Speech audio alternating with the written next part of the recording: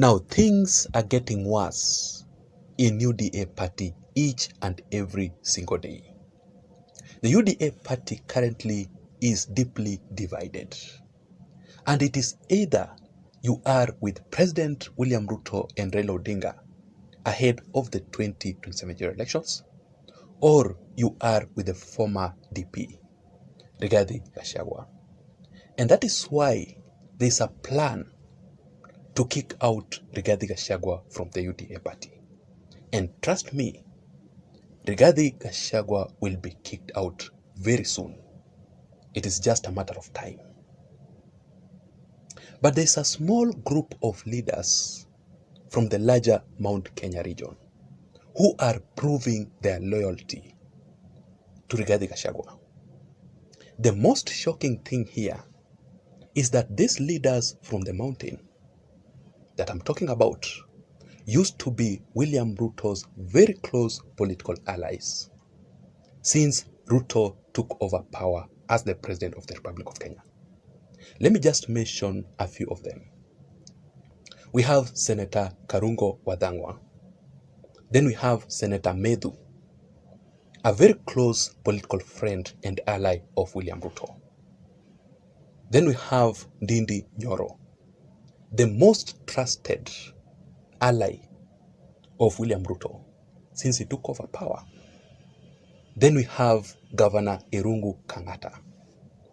And that is why I highly suspect that William Ruto's next target, immediately after he is done completely with Rigathi Gachagua, it must be Ndindi Nyoro.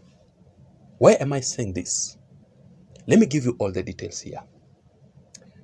So these leaders that I've just mentioned are uniting to lead the anti-Ruto campaigns in the larger Mount Kenya region, immediately after Rigathi Gachagua's case is done. And just like I had said it earlier on, that there's no way Rigathi Gachagua is going to survive at the courts. In my opinion, the courts will uphold Rigathi Gachagua's impeachment. Just wait and see. So listen to this. President William Ruto and Raila Odinga, and I must mention Raila Odinga's name every time I mention William Ruto, because these two leaders here, Ruto and Raila Odinga, are closely working together ahead of the 2027 general elections. And everything that is going on currently politically, it is well orchestrated, well planned, well executed by both Ruto and Raila Odinga. You can see their unity even in parliament, even in the Senate. So Ruto and Raila Odinga must prepare very well for a very, very tough political battle in the Mount Kenya region. And trust me, for now, underline the word for now, it will be very hard for William Ruto to convince the Kikuyus to vote for him again in the 2027 general elections. Because Ruto currently has lost the trust of the people from the larger Mount Kenya region who trusted him and voted for him massively in the previous 2022 general elections. This is because of Rigathi Gachagua's impeachment. So already William Ruto and his allies are facing it rough in the Mount Kenya region because the people from the mountain are still sympathizing with Rigathi Gachagua. After a few days, they will be able to move on from all these issues. And hopefully in 2027, William Ruto will still get votes in the larger Mount Kenya region. Because politics is how you prepare. Politics can change. But if William Ruto will lose the Mount Kenya region votes in 2027, does not really mean that William Ruto will lose the 2027 general elections. As a matter of fact, the former governor of Murang'a County, Mwangi wa Iria, made it very clear that President William Ruto is going to get a total of 70%. I mean, a total of over 70% of the entire votes across the country. Mwangi Wairia said that the combination between Ruto and Raila Odinga, Ruto will successfully manage to get up to 10 million votes in the 2027 general elections. Mimi niambie wale wachache ambao wanatia wengine uoga hapo Mount Kenya. Wanataka kuambia kwamba ati sasa serikali ya Ruto imetingizwa. Nikwambie ukweli. William Ruto Kenya Kwanza alikuwa na kula milioni 7. Mzee Raila Odinga upinzani tulikuwa na kula milioni 7. Hiyo ni kula milioni 14. Mzee Raila Odinga ameungana na William Ruto. Huo ni muungano wa kitaifa wa kula milioni 14. Yule ambaye anasema ati hii kitu kidogo itafanya William Ruto asichaguliwe tena. Mimi niwaambie watu wetu, kwa sababu mimi nasemanga wazi. Kwa sababu nimesikia watu wengine wanauoga wanasema hivyo. Hiyo kula 14,000 hata wengine wachache pengine ambao hawajashika mambo kabisa na sitaki watoke, ukitoa milioni kama 3 utaachwa na kula milioni 10. So there is no way anyone can defeat William Ruto in the 2027 general elections. So let me read for you this shocking announcement, the shocking information about Ndindi Nyoro's next move and why he decided to make a sudden U-turn in UDA party after the fallout between Ndindi Nyoro and President William Ruto concerning the DP Gachagua. But before we get into the details, just a quick reminder that if you're listening to me and you haven't subscribed, I want you to take 1 second or 2 and subscribe to this channel for more political updates like this one that I'm currently doing right now.